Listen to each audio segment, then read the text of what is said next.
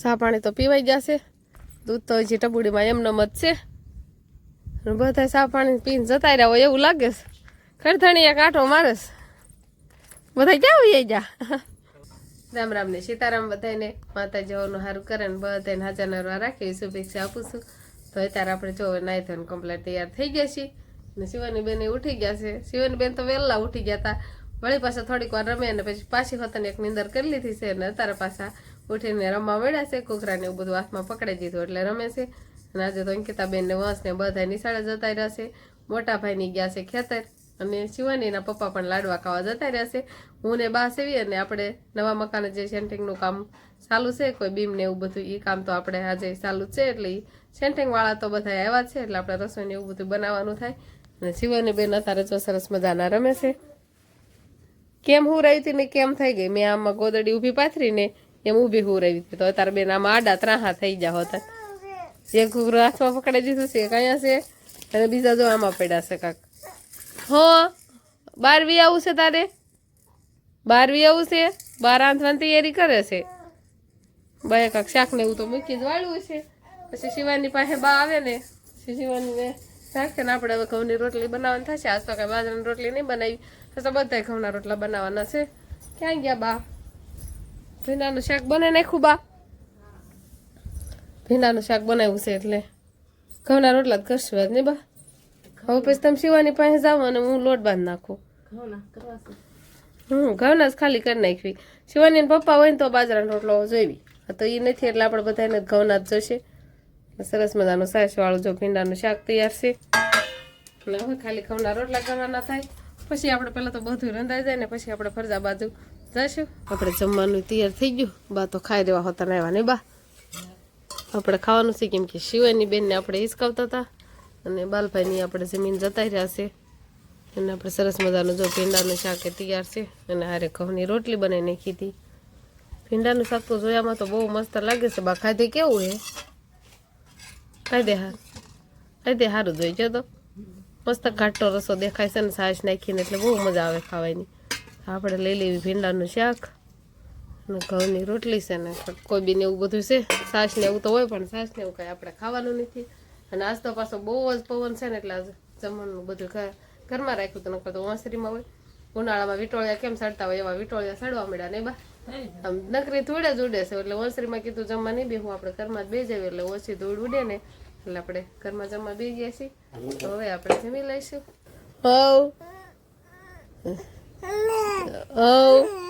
શિવાની બેનને નવરાવીને તૈયાર કર્યા પણ હવે ઉકારા મળ્યા છે કરવા. હવે પાછું હોય જવું લાગે દીકરાને નહીં.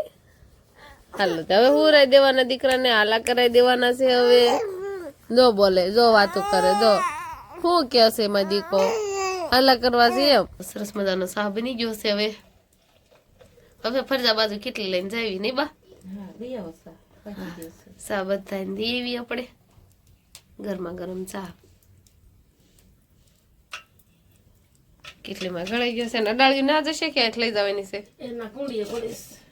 અડાળ્યું નાઈને રાખ્યું, નાઈને ધોઈ નાખ્યું નહીં બા. સાક્ષી બેને કેટલી લઈ લીધી સમજો, ઢોળાય નહીં એમ હાલ જવું ને. કોને કોને સા દેવાનો છે? અંધાઈને અંધાઈને ચા પાવાનો છે. આપણામાં ટબડીમાં લીધું છે દૂધ, એટલે ચા ન પીતા હોય એના માટે દૂધ બનાવી છે, ખાંડવાળું ગળું દૂધ. એટલે સાક્ષીને વખડાવી છે કેટલી નહીં સાક્ષી? અને જો મોર મોર હલી જાય છે.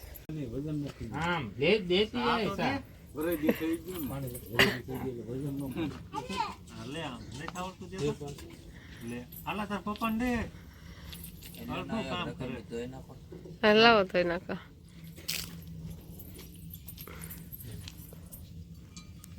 બધાને સા દઈ દીધો સાક્ષી?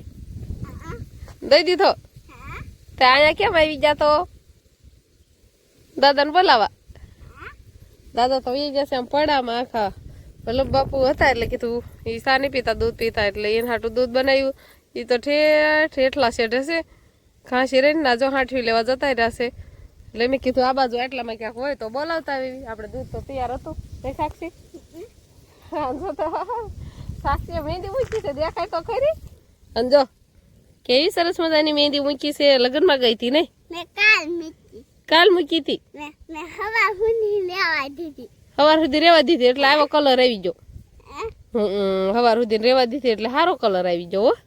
હાલો તે હવે જાવી ઘર બાજુ. હાલો તે હવે ઘર બાજુ હાલા જેવી નહીં.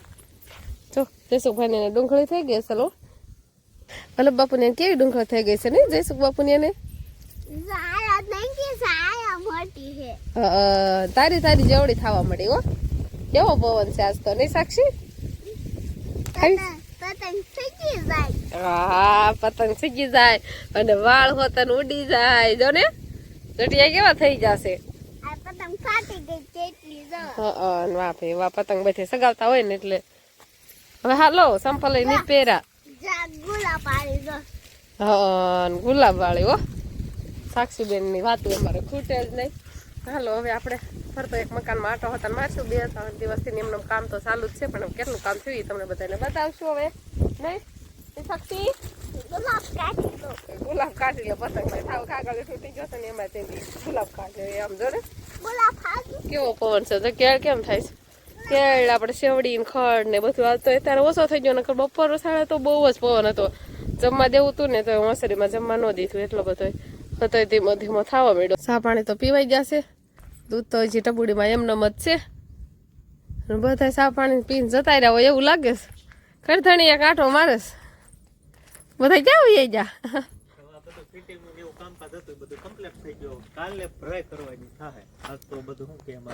લોખંડ છે ઓલા જે નીચે ઢબા મૂકવાના હોય બંબુડી મૂકવાનું એવું બધું મૂકવાનું કામકાજ હતું. એ થઈ ગયું બધું ફિટિંગ નું એવું કાલ જ થઈ ગયું હતું. આ જેવું એમ કેવાય કે મોટું કામ હતું બાકી અને મોટા ભાગનું થઈ ગયું હતું એટલે ફિટિંગ ને એવું થઈ ગયું એટલે વહી ગયા. કાલે આવશે એટલે ફરાય નહીં બધું કરવાનું થાય. હવારમાં તો આખા કા શું કેવાય આ ઠેબા આ બધે આપણે બારના જે ઠેબા દેખાય ને એ ફિટિંગ કરવાનું હતું એટલે તો એ ફિટિંગ થઈ ગયું.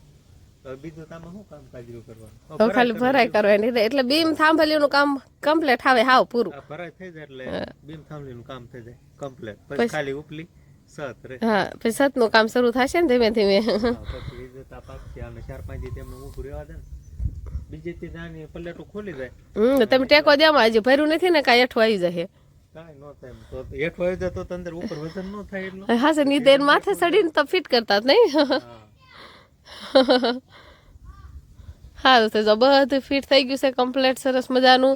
અને ઉપર જે લોખંડ આવે લોખંડ અંદર જાળિયા પિંજરા કહેવાય. લોખંડ તો કાંઈ બહાર છે અહીંથી તો ન દેખાય. અંદરથી ન દેખાય. હા એ તો માથે જવું પડે લોખંડ કેવું ફિટ કરેલ છે ને જોવા માટે નહીં. એ તો આમ પિંજરા ને એવું અગાઉ બનાવી નાખે પછી પિંજરા માથે લઈ જઈને ચડાવીને ફિટ કરી દે. પિંજરા ને બધું હેઠ જ ફિટિંગ કરી નાખ્યું. હા બનાવી નાખે પછી માથે ઉપર ખાલી મૂકવાના જ હોય. ખાલી મૂકવાના જ રે. આજે શિવાની બેન આપણા કપડા ખરાબ કરી નાખ્યા એટલે આપણે સાડીનું બદલાયું અને ધોઈને પાછા ઘરે હુકાઈ આવ્યા અને હવે પાછા ફરજે આવતા રહે એટલે કીધું હવે આપણે પાછા ઢોરમાં પાસીદાને એવું બધું કરવાનું છે હાઠવીને એવું બધું લેવાનું હતું એટલે કીધું પાછા ફરજે હાલા જ આવી. એટલે પહેલાં તો બધી હાઠવીને એવું બધું વીણ નાખ્યું અને વાસીદાને એવું કરી નાખ્યું એટલે ધીમે રોંઠાનું ટાણું હોય એટલે વાસીદાને એવું તો કરવાનું. એકવાર સવારમાં વાસીદું કરવાનું હોય એકવાર પાછું સાંજે કોરા વાસીદું કરવાનું હોય એટલે તારે જ આવી વાસીદાને એવું બધું આપણે કરી નાખ્યું. તો ચારે બાજુ જો હાઠવી પડી છે કોદાળાને એવું બધું પડ્યું છે. કાંક ઢોર બેઠા છે ને કાંક ઊભા છે એટલે મોટા ભાગના બધા થાય બેઠા જ છે. જો વાસીદાના ઢગલા તૈયાર થઈ જશે કોદાળા અને હાઠવી બધી કોર પડી છે એટલે પહેલાં તો હાઠવી વીણવાનું થશે.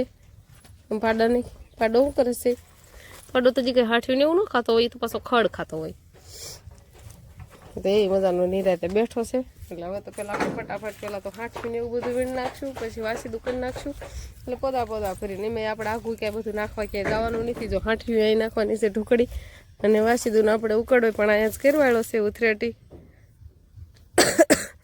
એટલે બધું આઈને જ નાખવાનું થાય ઢોકળું જ થાય બધું. તો હવે ફટાફટ કેટલું બધું કામ છે તો ફટાફટ કામે ચડી જઈએ અને આ સાથે જ હવે આજનો વ્લોગ આપણે અહીંયા પૂરો કરશું. તો વિડીયો તમને કેવો લાગ્યો કોમેન્ટમાં જરૂર કહેજો અને જો પસંદ જ આવ્યો હોય તો લાઈક કરજો શેર કરજો અને ચેનલમાં નવા હોય તો ચેનલને સબસ્ક્રાઈબ કરી લેજો. તો ફરી પાછા મળશું આપણે નવા વ્લોગમાં. તો બાય બાય.